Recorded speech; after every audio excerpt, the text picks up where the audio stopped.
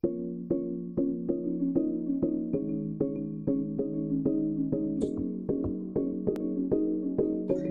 hello, ladies and gentlemen. This is your girl Mitzi, and this is Mitzi. Let's think about it. Today, we have a special guest, and we are going to be thinking about how your shadow self may actually hold the key. And that is very interesting to me. So, Steve, why don't you go ahead and fully introduce yourself? All right. Hi, everyone. I'm Steve Vincent. I'm a poet and an author.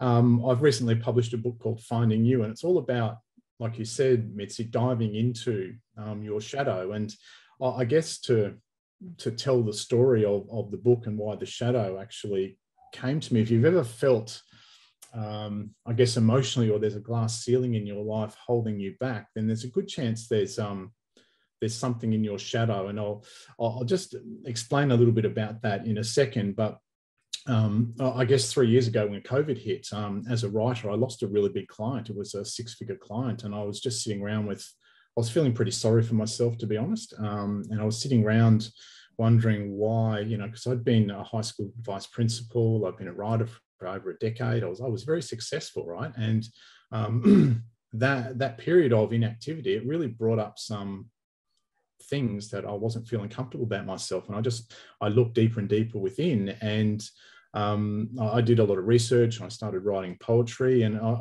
I came across the information by Carl Jung, the famous psychologist, and he said that every one of us carries a shadow. The less it is embodied in each individual's conscious life, the blacker and denser it is. That's an interesting thing, the blacker and denser it is. Yeah. And he said, by all means, it forms an unconscious snag, thwarting our most well-meant intentions. And I just went, oh, holy crap, that's kind of me. I've got all of these, and I have had all my life, all these really good intentions, but I kind of felt thwarted throughout my life. And it's invisible, unconscious, but it was always there. And so I started looking at that, and what I've come to realize, and this is what a lot of my poetry is about, is looking into ourselves. I've come to realize that we, to use Carl Jung's words, we have the self that we show the world. Look how high achieving, wonderful, fantastic, pretty, not me, but pretty, outwardly nice to the world we are. But then there's our shadow self, and we never show our shadow self to the world. And that's all about things like our jealousies, our pettiness, our rage, our disappointment, our anger, our feeling small, our low self-worth, all of those things. And yet we shove them back. Oh, don't look at that. That's not really, I don't want you to see that because it's uncomfortable. I don't want to admit that I'm a petty, jealous, nasty person. I just want to show the world this wonderful side. And what I've come to realize is that in doing that, we're actually we're masking ourselves, if you like, to the rest of the world, but we're also ignoring part of ourselves. And until we learn to love both our bright, happy, shiny side and our dark side, it's really difficult to be, I guess, whole and complete in the world. And so it's a really interesting exploration of the human condition. And, Dr. John Demartini is really big on this as well. He said, that we, I think, to quote him, he said, I'm not a nice person. I'm not a mean person. I'm a combination of both. And until I can accept and love both of those things, then I'm out of balance in my world. And so if anyone listening thinks they're out of balance, or there's something holding them back or whatever, that's where you've got to look at those things in your shadow. And when I think about it, I only ever showed the world that I was a nice guy. But if I'm really, really brutally honest, yeah, I was mean. I was cheap. I was nasty. I was jealous. I was petty. I was all of those things. And until I come to love both sides of myself, I did feel incomplete. And then I guess, to loop back to Carl Jung's words, the blacker and denser it gets. And I think as you get older, unless you address those things, it does. It feels like this black dense thing that's just holding you back. And it doesn't mean that, because I'm 54, and so I've got 4 kids. I've had successful careers, but my kids are all well adjusted. They're not morons. They're not idiots. So it's not like things are bad in life, but it's how you feel about yourself and how you feel about yourself showing up in the world. And that's something that is different for each individual. Does that make sense? No, that makes perfect sense. To be honest, I was going to ask you, what do you think actually holds people back? But I think you kind of answered it right there, basically stating people's lack of acknowledging every part of themselves and accepting every part of themselves is a way of people holding themselves back. And once they start realizing that I have to acknowledge myself before even acknowledging anybody else, is where it initially begins. And I think we are so blindsided by acknowledging everybody else and trying to accept everybody else for who they are, that we forget to accept ourselves. So we feel this sense of unbalance. And then that's when it creates this confusion and this comparison and this like misunderstanding within ourselves, because we're not acknowledging where these issues are really coming from. Yeah, that's kind of what it sounds like. And it sounds like you had to go through this journey yourself. And once you've discovered that, you felt like this was so empowering that you could share this with other people in a way of poetry. And I actually subscribed to your website, so I get your notifications. And I got mine this morning and I was reading it, and it really made me reflect. It really made me think. And I honestly loved it. It was a great way to start my morning. Got my coffee, opened my email, read your little poem, and I was just like, wow, that is great. And it helped me really with my day. It helped me reflect and consider the things that I was doing in a different way, where it was more of not of a strain to do things. It was more of like, oh, I get to do these, and it's nice that I'm able to, because I have my health, because I have this. And, I start being more appreciative and more grateful because I took that quick of a moment just to reflect. And I really hope that there's other people who have followed you and can really take that into consideration too, because what you're doing is really moving. You are really helping people. You get to help me, and I get to help other people, and we get to help everybody. And it's really interesting you say that too, Mitzi, because it's kind of like, I think there's a shift in human consciousness. We've gone from that age of accumulation and outward things like the big house, the big boat. Like we're shifting out of that kind of thing and into more of an authentic and transparent and genuine consciousness, I believe. And part of that process is acknowledging that I have all of these things I don't like about myself, but I'm okay.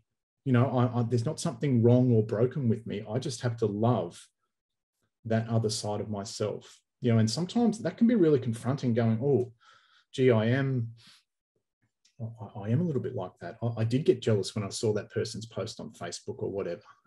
Whereas that didn't affect me. We tend to push our negative side away. And it was something you said before I found really interesting, in terms of where we're so pushed to love other people and accept them as they are, and we don't accept ourselves. I'll go to the other side of that as well. What we often do is we project our stuff onto other people, and I'll just explain what I mean by that. If you've got a family member, I don't know, call her your sister-in-law Tracy or something, and you see her at Christmas and Easter, and God, you hate Tracy. Oh, she's horrible because she never does any work. She's the last to help. She never brings any food. Oh, I can't stand her. She's so selfish and self-centered. So I'm sure I'm not the only person in the world who's ever thought that about a relative or someone I know, right? And the thing is, when I am projecting out onto someone like that, it's a really good opportunity to look at, where is that in me?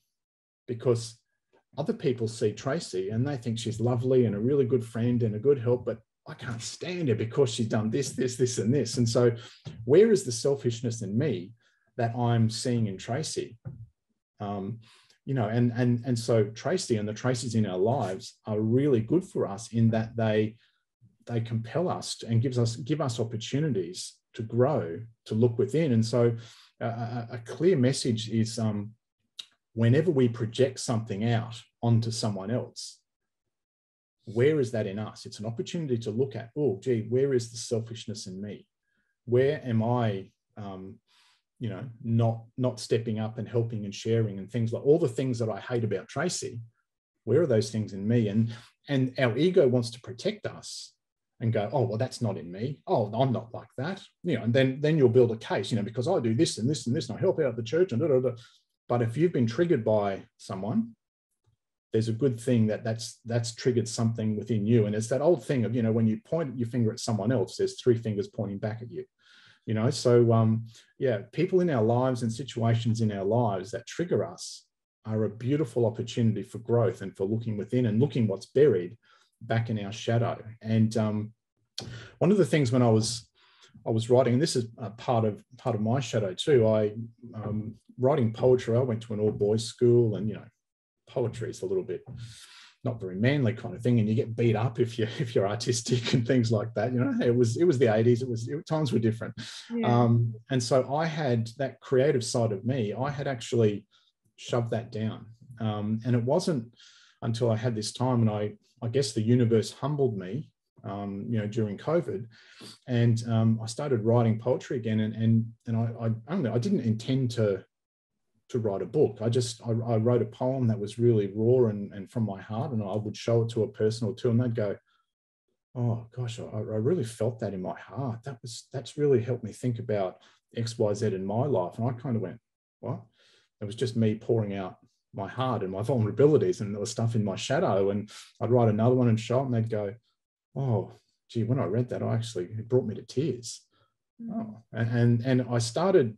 And so the more I showed different people and shared with different people, the more I thought, oh, maybe there is something in this that actually may help people. And so I wrote, you know, 70 or 80 poems that are in the book, and it was just a journey of self-discovery. Some of them really resonate deeply with some people, some of them don't, but that's life, right? You know, an artist releases an album, not everyone likes every song on the album and stuff like that. So, you know, it's the fact that it moves people emotionally and it gets them to examine parts of themselves and parts of their lives, you know. And so I took inspiration from family. Like I said, a dad of 4 kids. I changed careers when I had my midlife crisis at 40. It wasn't really a midlife crisis. I was just really bored doing what I was doing.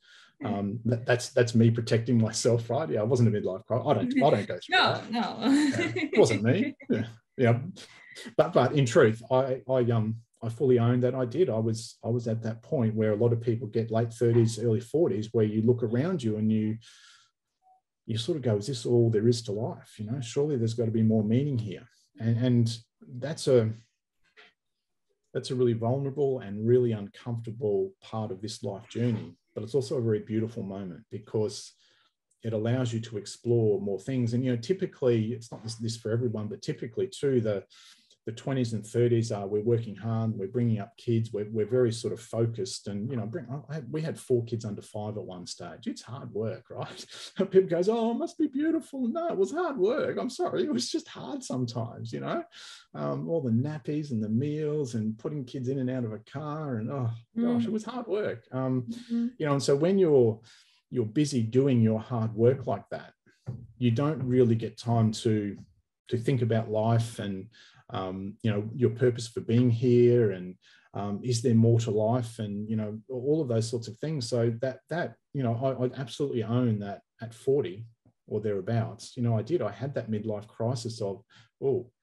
what's going on here? And that caused me going from education into writing. And then the COVID thing hit, and I lost a 6-figure client, and that was a real pull. There was another moment that forced me to look at myself. And I'd love to say that this journey of change and this journey of life is so simple and easy, and you just, one thing happens and you're all, hey presto, you're all better. I work on myself every day. And when I tell the story of Tracy, the nasty sister-in-law, where's that in me? I still see Tracy's in my life all the time. So it's a continual journey and education of accepting myself. And I think one of the things that I am, in all honesty, frustrates me about it is I think I've dealt with something. I think I've dealt with my Tracy, and then it will happen again. And, oh gosh, I've got to go deeper and look deeper.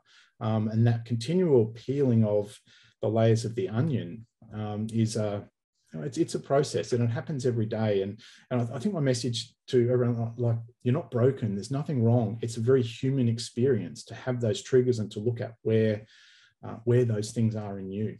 That's good. I appreciate you saying that it's just a human experience, and it's just something that just happens to every human being, maybe in the slightest way or in the biggest way, because it will always be subjective for each individual, but it will always happen. And I know you keep saying shadow self. And for me, when you say shadow self, I think of your subconscious. Is that kind of what it is? So when you try to in tune to into your shadow self, your subconscious, do you just ask yourself questions, or how do you necessarily do it? Okay.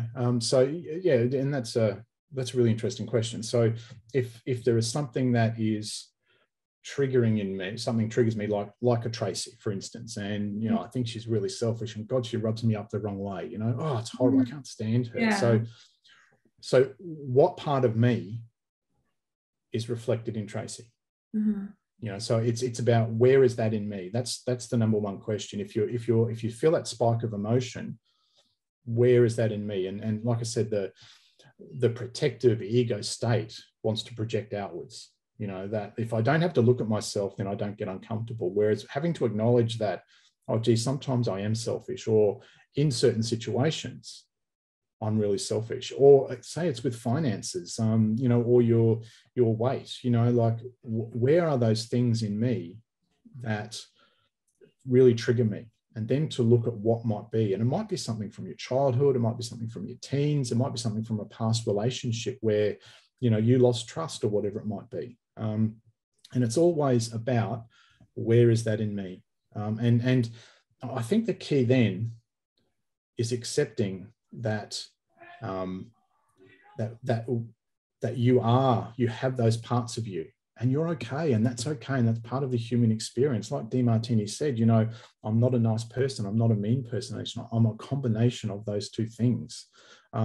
Yet feeling jealous, feeling bitter about something, they're really they're tough and confronting feelings, right? I don't want to admit that, but that's part of the human experience. And I think we deny a lot of the time that part of the human experience, because we kind of only want the positive. We're pleasure seekers all the time. I don't want to feel bad, I want to feel good all the time. But how realistic is that? Is that just a fantasy about life? You can't have night without day. After a storm, there's sunshine. We have winter, and then we have spring. Are we, by trying to be nice and have everything pleasant and proper and the way we want it, are we denying the reality of the world, of our world, and of our existence? And I think until we can let go of that need to control every single thing, and have it a certain way, we do suffer, because there are seasons, there is night, there is day. Yeah, that's very true. And you really have me thinking when you stated that, are we denying our world, ourselves? That's a big question. If we don't check into our subconscious now and then, is that considered to be a form of denying yourself, because you're not trying to accept the reality of what you are, or who you are, or what you're portraying? Because I know I have a lot of people, not a lot of people, like, I'll just say my mom, my mom, she's like this, where I tell her something, or my sisters tell her something, and she can't accept it to be true. She just is upset that how could I throw this in her face? And it's kind of baffling, because it's like, are you in denial, Or won't you not accept the fact that this could possibly be who you are, but you don't believe that's who you are? You know what I mean? Does that make sense? Yeah, it does. And I guess what I would say to you, Mitzi, is, well, where's the denial in you? If that's triggering, if your mum's triggering you, is there denial in you?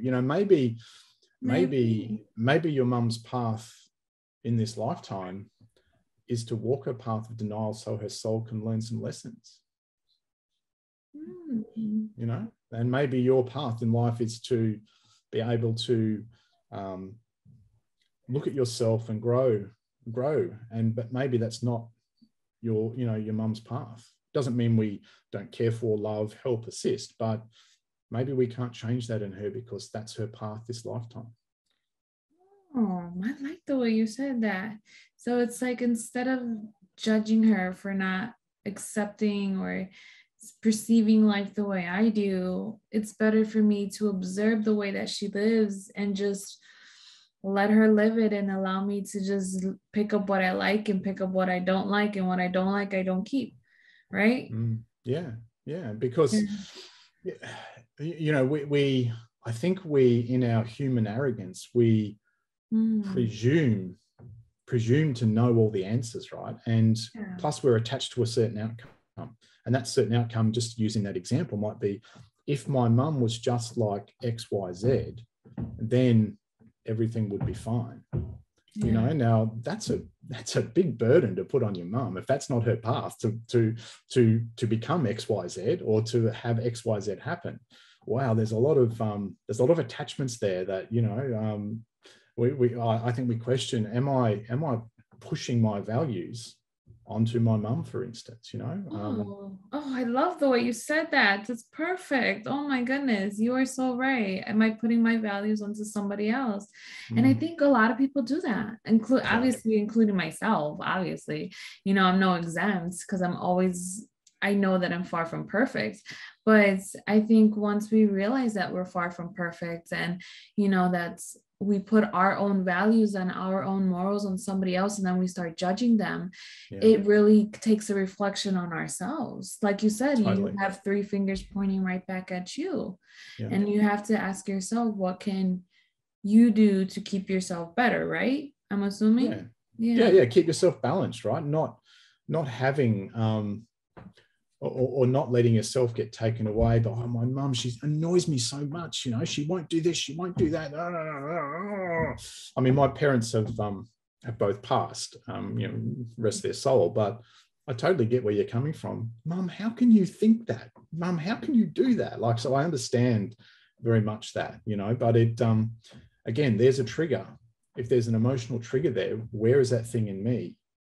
And am I just projecting what I think is right onto a situation, rather than being balanced and in the middle?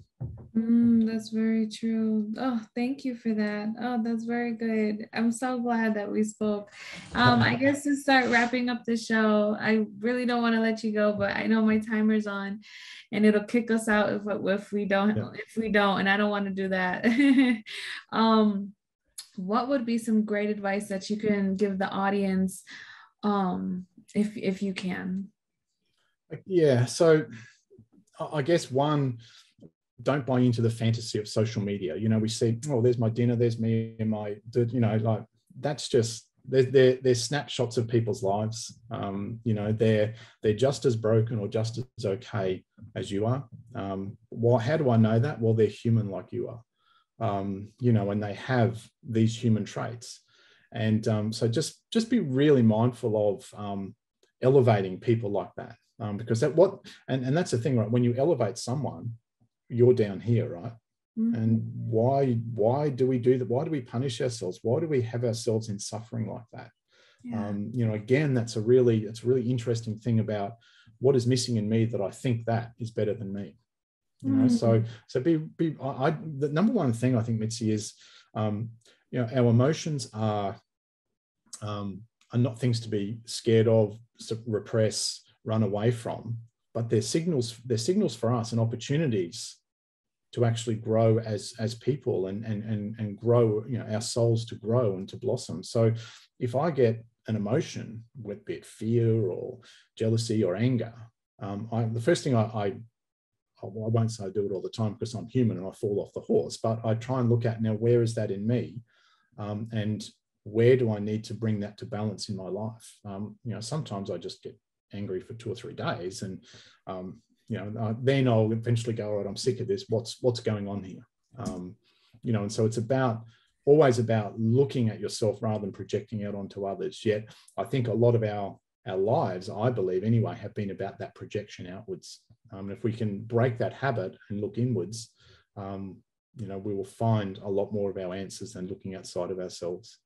Yeah, thank you. I actually wrote that down. Where is it in me? I have it on a sticky note on my laptop so that I can keep on reflecting that and just ask myself that question, because I think it is important. You really have taught me something.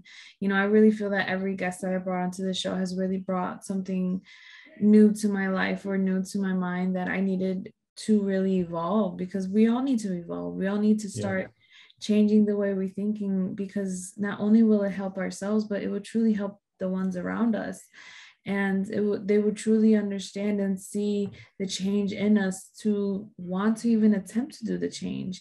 And I think it's like you said, we have to connect with our shadow self. We have to really connect within ourselves and create some balance where we can understand more instead of rejecting and fighting and being so rebellious within ourselves and within the world.